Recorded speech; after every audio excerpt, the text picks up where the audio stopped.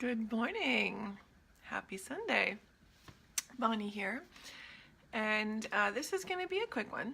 We don't need to spend all day on this because who wants to spend all day complaining, right? As you noticed from my message earlier today, we are talking about complaining. Complainers, complaints. And the first thing I think we need to do is decide. Well, I'm not going to decide. I've already decided. I know exactly the difference between what a complaint is and what it is not. And a complaint is simply when you're talking about an issue or a situation or something you don't like or being upset without the intent to find a solution. Simple. Ask yourself why. Why am I sharing this? What's happening? Oftentimes we complain simply to make ourselves feel heard. And what that does is that spirals us into a mindset of victimhood, perhaps. I'm curious, how many of you feel like they complain more than they should, or at all? How many of you, and you can just comments below, let me know, are you someone who complains? Are you someone who doesn't complain? Or, is it situational? I'm just curious how that might work for you. I'm going to be really open and transparent with you guys. I used to be a huge complainer, but I didn't realize that I was. I wasn't someone who sat around and vented. I'm not too much of a venter, generally. But I figured out that complaining isn't always about just sitting around and spewing out the situation and going on and on about it. Although that is one form of complaining, there's another very insidious kind of tricky, sneaky sort of complaining that I see happening more than I'd like to see happening. And I see this mostly in terms of spouses or partners, like, boyfriend, girlfriend, husband, wife. And I see it parent to child. So there's a form of power that comes from complaining. And you're going to see what I mean as we get into this. And I'm curious if you do this, because I got to tell you, I grew up with this. And I used to do it all the time until I actually dated for a while a guy who totally called me out on my crap. And at first I was like, yeah, screw you, whatever, dude. I felt very justified because in my head, this type of complaining feels like helping. Starting to sound familiar yet? So the helping kind of complaining is kind of that stuff that we do, like, say, for example, your wife, I'm trying to think, mows the lawn. I don't know, I'm trying to think of some really abstract sort of example so it doesn't hit anyone too close to home. They mow the lawn and you go out and you say, yeah, but. The yeah buts. Whenever you hear yourself saying yeah, but, chances are you need to stop and think for a minute. Is this really helpful? So the yeah buts. Yeah, but you didn't edge the lawn. I always edge the lawn. You have to edge the lawn. Or, yeah, but you missed that little area over by the garden fence there. Yeah, but, and we do this to our kids all the time. Hey, Mom, I cleaned my room. Oh, really? Let's go look. So we look and we go, yeah, but you didn't put that book away. Yeah, but you didn't make your bed with hospital corners. Yeah, but. So you totally deflate the situation. And what ends up happening is there's a divide that happens. I mean, can you imagine the amount of resentment and not good enough feelings that are going to arise from this sort of behavior? And yet we justify it because we're helping. We're teaching them how it should be done. But we're not. What we're actually teaching them is that whatever they do, unless it's perfect, isn't good enough. And that's not a great lesson that we want to teach our children. And when we do this to a spouse or a friend or a coworker or someone who works for us, what we're teaching them is the same thing. We're giving them the message that we are never satisfied. They're never going to do it well enough unless they can do it exactly like us. And it's funny because a lot of us don't see this as a form of complaining, but it really, truly is a way of complaining, and it's sneaky. And unfortunately, we often don't hear ourselves doing this because, well, you know, if someone complains, they're just being ungrateful or they're being defensive. We have a way to justify the situation. But in fact, unless they've done something that's going to cause the dishwasher to explode, there really is no need for that. There isn't. Gratitude. Love. Is that, if you can ask yourself, is this what love would do?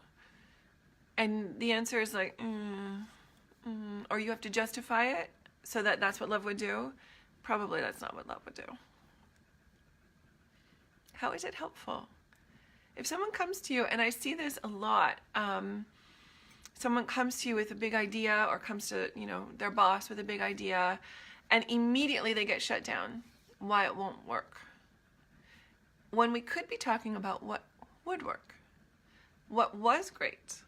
What is happening that's wonderful.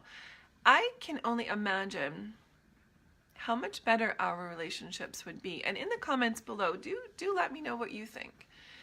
What they would be like is we just accepted what was given to us, what was done as it is, without putting judgments on it, without complaining and critiquing all the time. What would happen, do you suppose? Well, there certainly wouldn't be resentment being built up, would there? I am not my spouse's keeper.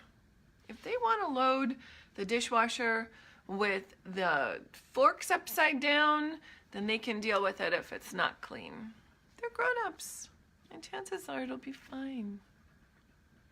If my son or daughter takes initiative to do something, and I immediately tell them how they did it wrong, how they did it wrong, how they did it wrong. This is how you should do it. This is how you should do it better. You could do it better.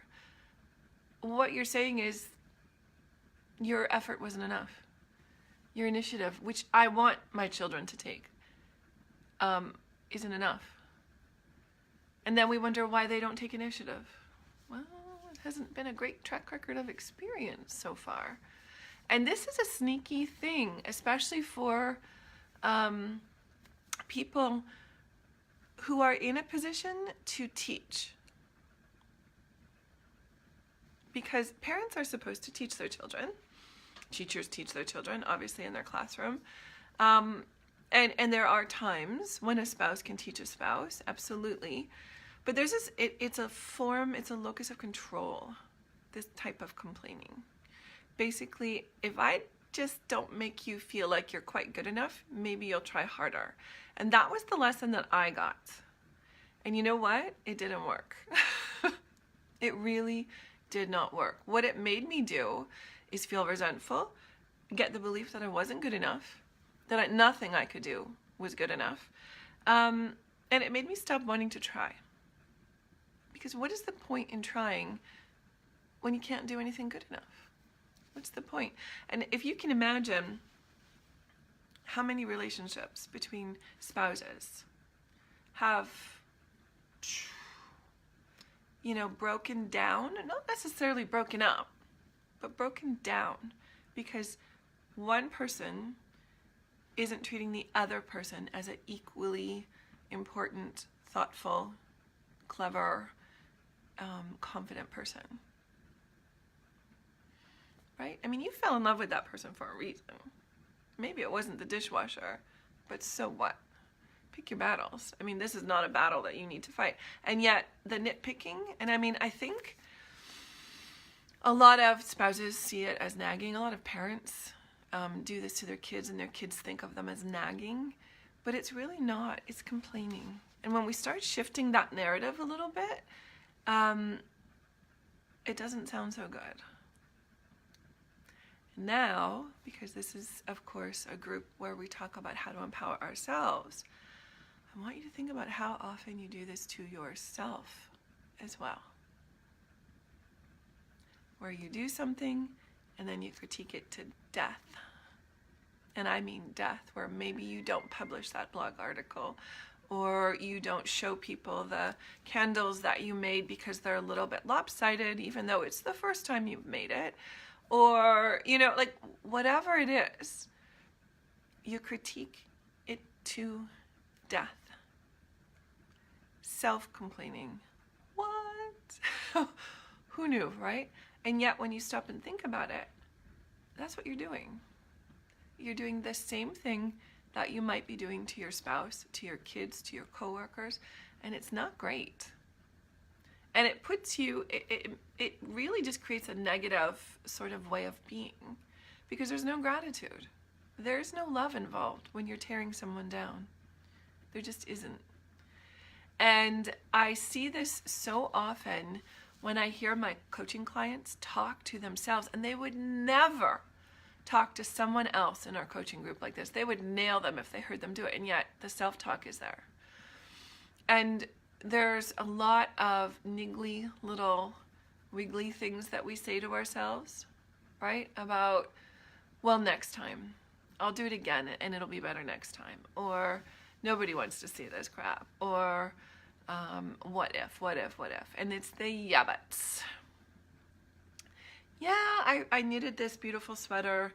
Yeah, but it's not as good as one from XYZ store, or my friend who taught me how to knit, or whatever it is. We complain to ourselves. We complain about what we've done in the same way that I see people out loud complaining and nagging and nitpicking, and they do it under the guise of helpfulness. We do it, I think, under the guise of self-protection, and it's also self-limiting. So, my friends, let me know in the comments below where you hear yourself doing this kind of sneaking, underhanded little complaining, because we all do it. I do it. I know I do. And I catch myself every once in a while, and I recognize it, which is the key to all of it. I used to do it a lot. I used to have something to say about everything, and I hate having to admit that, because I can look back now and think, oh my gosh, how must I have made the other party feel? You know, what did I do to their self-confidence? What did I do to their ego? What, you know, how did I just completely deflate their situation? And I did it with, I suppose, the best of intentions. You know, I was the one who, if you brought me an idea, I'd be like, yeah, that sounds great. Yeah, but what if? But don't forget. But and every once in a while I catch myself doing it again. Old habits are hard to break, aren't they? And I immediately stop myself. I have had to apologize. I don't mean to, you know, tear down your dream. I just want to make sure that you're safe. And then I'll backtrack it and be more supportive. Now, again, we're not talking about, okay, but if you mix those two things, you're going to die. You know, we're not talking about those kinds of things. We're talking about always looking on the negative, always finding fault, that kind of thing, when there just doesn't need to be. And so it's easy to catch when you do it to other people, I think. It's a little harder to catch when you're doing it to yourself. So I want you to be aware of this kind of complaining, because it is tricky and it tears people down, and it will tear you down. And I don't want you tearing yourself down, because you're awesome. So that is what I want to share with you today. And of course, I want to take a moment to remind you that no matter what comes this week, good, bad, beautiful, scary, you have everything that you need to handle it, and we are here for you. And this is your Sunday reminder that this week is going to be amazing, one way or the other, because you're going to make it amazing. So let me know in the comments below what you think about this type of complaining, and do you notice, now that you're maybe more aware of it, that you sometimes do this too, and where you do it. And let's have a conversation, okay? I will talk to you very soon. Have a beautiful, beautiful Sunday and a wonderful, wonderful week. Mwah. Bye for now.